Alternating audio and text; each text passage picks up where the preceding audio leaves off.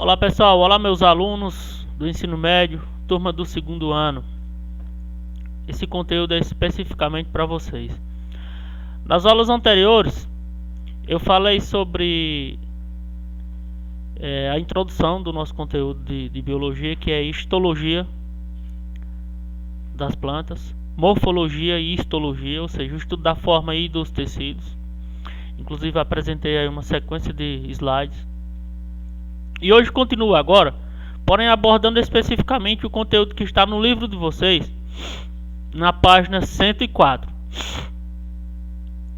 Então hoje eu trago para vocês o conteúdo conhecido como chamado de tecidos permanentes, que são os tecidos que vão formar ali a estrutura básica da planta, certo? Só lembrando que histologia é a área da biologia dedicada ao estudo dos tecidos. Isto significa tecido, né? Como eu falei quando vocês entraram no primeiro ano do ensino médio, que a biologia tem muitas áreas, né? As gias da biologia, né? Então, primeiramente nós temos como um dos tecidos permanentes os tecidos de revestimento. São representados principalmente pela epiderme, que reveste todos os órgãos da planta. As células da epiderme são geralmente achatadas, justapostas, possuem grandes vacúolos e não possuem cloroplastos. Então são células que não têm cloroplastos justamente porque no caule geralmente não há fotossíntese, né? E os cloroplastos são estruturas fotossintetizantes. A parede externa dessas células é revestida por uma película ou cutícula que dificulta a evaporação. A cutícula é bem desenvolvida em epidermes de partes da planta expostas à ventilação e à luz intensa. Na epiderme podemos encontrar estruturas especializadas como pelos, tricomas e células glandulares. É o caso dos tricomas. Vamos ver aqui essa imagem da epiderme da cebola, né? É possível distinguir a parede e o número das células, que medem cada uma cerca de 25 micrômetros. Essa é a unidade de medida. Então aqui as células, como é de células de epiderme, tem um formato achatado, né? São justapostas uma sobre a outra, justamente para a formação aí do caso da estrutura da cebola. E no caso das plantas também formando o caule. Os pelos absorventes ocorrem na região pilífera da raiz, cuja função é absorver água e sais minerais. Eu abordei isso também nos slides da aula passada, quem puder dar uma revisão. Os tricomas antigamente eram chamados de pelos, podem ter funções e formas bem mais distintas. Existem tricomas que são projeções microscópicas das células epidérmicas, atuando como estruturas de proteção contra a perda de água da planta por evaporação. São abundantes na epiderme de plantas de clima muito quente. Então, no caso aqui do nosso Nordeste, a nossa Caatinga, como tem épocas que são quentes, nós podemos concluir já que tem plantas que são ricas nessas estruturas chamadas de tricomas, né? Que são como se fossem pelos que têm essa função para evitar a perda de água. Nessa imagem aqui, vamos ver aqui. A superfície das folhas e do caule do tomateiro, por exemplo, é aveludada ao toque devido à presença de tricomas. Não só da folha de tomate, mas por exemplo, uma planta que tem aqui chamada de malva. Ela tem uma superfície como se fosse aveludada também, né? Então, essa estrutura aveludada é chamada de tricomas. Então nós temos na imagem à direita o tomateiro, a imagem do tomateiro, os tricomas, e nós temos aqui a imagem à direita, a ampliação dessas estruturas, né? Dessas estruturas que são os tricomas, e a estrutura em vermelho são os tricomas glandulares, que produzem uma substância oleosa, e é justamente essa substância oleosa que vai impermeabilizar e evitar a perda de água. Existem também células ou tricomas glandulares que, dependendo do tipo, podem produzir enzimas, como os tricomas das folhas modificadas de plantas carnívoras. Em outras espécies, há tricomas glandulares que secretam óleos, como os que existem na folha do tomateiro, ou substâncias urticantes, caso da epiderme da urtiga, né? Eu não aconselho vocês a tocarem, mas ao se aproximarem de uma planta chamada urtiga, observem que há alguns pelos também nessa planta. Esses pelos, né, são os tricomas glandulares, e deles sai uma estrutura chamada de substâncias urticantes, ou seja, que causa irritação na pele. Outras estruturas muito importantes encontradas na epiderme são os estômatos. Os estômatos têm a função de controlar a entrada e a saída de gases e também de vapor de água na planta. As células estomáticas são as únicas da epiderme que possuem cloroplastos e realizam fotossíntese. Os estômatos são formações encontradas principalmente em folhas e mais comumente na epiderme inferior dessas folhas. Então os estômatos são estruturas basicamente de folhas e não de caules, né? Porque são estruturas que controlam a entrada e a saída de gases e também o vapor de água. Vamos estudar, por exemplo, o sistema estomático e seu funcionamento mais adiante no próximo capítulo. Além da transpiração estomática, que pode ser controlada, a planta também perde água através da cutícula que reveste a epiderme das plantas. Essa transpiração cuticular é, no entanto, muito pequena, embora seja constante. Aqui está uma imagem microscópica com ampliação de 10 micrômetros de um estômato, né, na epiderme inferior de uma folha. Através do ostíolo, que é o poro de entrada, ocorrem as trocas gasosas e a perda de água na forma de vapor. Vamos falar dos tecidos condutores, que eu já falei em outros dias, mas é bom que fique bem mais específico, né? Os tecidos condutores são especializados na condução da seiva na planta. Em um conjunto eles formam o sistema vascular. O sistema vascular das plantas é composto por xilema, que transporta a seiva bruta, e floema, que transporta a seiva elaborada. Só lembrando que as primeiras plantas, como as pteridófitas, aliás, as briófitas, elas não tinham tecidos condutores e por isso tinham um tamanho muito reduzido, né? Não chegava a 20 centímetros. A partir das pteridófitas é que surgiram os tecidos condutores, porque permitia aí o transporte de materiais, né, por dentro do caule até as folhas. Então existe um canal que é formado pelo xilema, onde são transportados a seiva bruta, como sais minerais e água, que são conduzidos das raízes até as superfícies mais distantes e mais superiores da planta.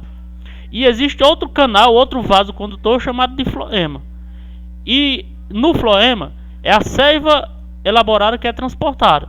A seiva elaborada são produtos orgânicos. É uma solução rica em carboidratos solúveis. Os açúcares, né, são produzidos pelos órgãos que realizam a fotossíntese. E para que serve essa seiva elaborada, o floema? Ele serve tanto para... importante para a manutenção da própria planta, né, para a distribuição dessa energia que a planta produz, a distribuição desses açúcares, né, no crescimento dessa planta. Também como, por exemplo, para que os organismos que se alimentarem dessa planta, os consumidores também obtenham, né? Digamos que não é específico para esse fim, mas tem essa funcionalidade. Como vocês podem observar aqui nessa imagem, nós temos o esquema do floema em corte longitudinal. Então, observem aqui a passagem da seiva elaborada a placas. Então, observe os chamados vasos liberianos. Esses vasos liberianos são elementos no qual estão na forma de um feixe, por onde circula aí a seiva elaborada, né? A seiva orgânica. Entre um vaso liberiano e outro, ou no meio desses vasos liberianos, existem estruturas chamadas de placas ou vasos crivados. É como se fossem resquícios de células, né? Esses vasos crivados, eles resultam da não absorção total dos septos das células que originaram esses vasos. Por exemplo, existem células que vão originar esses vasos, os vasos liberianos, porém a planta pode não absorver totalmente. Então é como se fosse um resquício, uma cicatriz desses septos. O que são septos? São canais, são divisões. Além das placas crivadas, observem que existem também células anexas, que são células finas situadas aqui, são as células anexas. Tudo isso aqui, essa estrutura que eu estou apontando aqui com o mouse, daqui para cá, é uma célula anexa. Observe em roxo o núcleo dessa célula. Então, essas células, elas contribuem para o metabolismo do vaso, das células do vaso liberiano. Há também as células, entre um vaso liberiano e outro, há as células do parênquima, que na verdade funciona aí como material de preenchimento, células de preenchimento. Todas elas são formadas aí por, digamos que, fibras bem rígidas, são sustentadas por fibras rígidas para formar o caule, também da planta. O xilema, que conduz à seiva bruta, pode ser observado esquematicamente nessa figura aqui, Vamos ver essa imagem. Então observe, vamos focar nessa imagem aqui, do xilema. Os vasos lenhosos, ao contrário dos vasos liberianos, como vocês podem observar aqui nessa estrutura, são células mortas e impregnadas de lignina, que se dispõem de diferentes formas em suas paredes internas, resultando em diversos tipos de vasos. Os vasos anelados, que tem estrutura como se fossem anéis, que é uma lignina disponível como se fossem anéis. Os vasos pontuados, que formam a parede de lignina com perfurações, ou seja, com poros. E os vasos espiralados, que tem essa proteína lignina disposta em espiral, entre outros. Além dos vasos lenhosos, o xilema possui também células do parênquima e tecido de sustentação.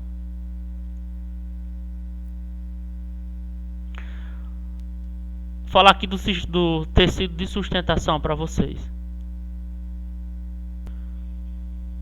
Finalizando a aula de hoje falando sobre tecido de sustentação, na verdade os tecidos de sustentação têm a função de dar o suporte físico. São estruturas, digamos que rígidas, que prendem a planta ao solo, o suporte mecânico da planta. São tecidos que devem suportar as pressões, como o vento, entre outros. Existem dois tipos de tecido de sustentação. Um é chamado de colênquima e o outro é chamado de eclerênquima. O colênquica, ele está presente mais nessas plantas rasteiras, nessas plantas arbustivas, nas plantas herbáceas, sustentam folhas e caules em crescimentos ou órgãos adultos dessas plantas de pequeno porte. Já o esclerênquima, ele está presente nas grandes árvores, ele é mais abundante nas grandes árvores. Ele dá sustentação de órgãos que já são diferenciados. Nós temos aqui, por exemplo, duas imagens microscópicas do colênquima, de estruturas que formam colênquima, que são de plantas herbáceas, e outra do esclerênquima, que forma a estrutura de plantas mais de grande porte. O corte em transversal do caule de uma planta herbácea, observe a parede celular espessa em vermelho. Então essa estrutura em vermelho é a parede celular das células que vão constituir o colênquima. E aqui o corte transversal do caule de uma planta lenhosa, uma planta de grande porte. As estruturas, como aqui está indicada, são fibras de esclerênquima. Note as espessas paredes celulares em cor avermelhada. Então essas paredes aqui, essas estruturas avermelhadas, são mais espessas, mais rígidas, dão mais sustentação. Não é que apenas uma célula forma isso, mas bilhões ou trilhões de células com essa estrutura rígida na parede celular formem a estrutura lenhosa e dê uma sustentação que garanta aí grandes pressões físicas à planta. Por hoje é só, eu vou deixar para a próxima aula esse assunto aqui chamado de tecidos de preenchimento. Assim como na próxima aula é que eu também passarei a atividade para vocês, certo? Por hoje ainda não há atividade, eu só quero que vocês reescrevam lá no grupo o nome de vocês e confirmem que assistiram a videoaula, certo? Vocês vão dizer, eu assisti a videoaula, certo? Eu assisti a videoaula de biologia. Confirmem a frequência lá de vocês dessa maneira. Valeu e até a próxima aula, que é daqui a 15 dias.